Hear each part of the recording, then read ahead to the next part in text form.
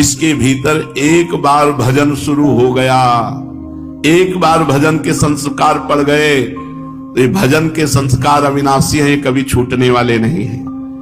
कारण कि उस परमात्मा के लिए जो काम किया जाता है वो सत हो जाता है, सत का कभी अभाव नहीं होता। ना सते विद्यते भाव, ना भाव विद्यते सता, ना भाव विद्यते सता, सत का कभी अभाव नहीं होता। इस बात को भगवान यहां कह रहे हैं कि कल्याणकारी भजन करने वाले मनुष्य की कभी भी दुर्गति नहीं होती।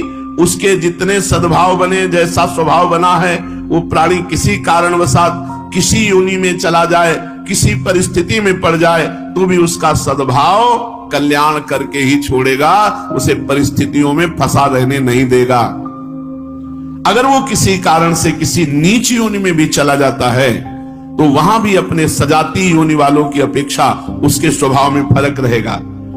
जिसका स्वभाव अच्छा बन गया है, जिसका स्वभाव सद्भाव बन गया है, वो जैसे नीच योनि में सांप बिच्छू आदि भी बन जाए, तो सांप बिच्छू आदि के अनुरूप व्यवहार नहीं करेगा, वो शांत रहेगा, किसी को काटेगा नहीं, किसी को दुख नहीं देगा।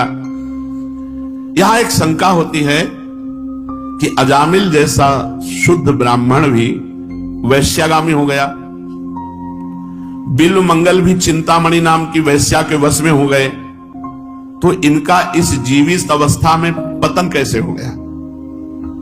इसका समाधान यह है कि लोगों को तो उनका पतन हो गया ऐसा दिखता है, पर वास्तव में उनका पतन नहीं हुआ, क्योंकि परिणाम देखना चाहिए, क्रिया का परिणाम।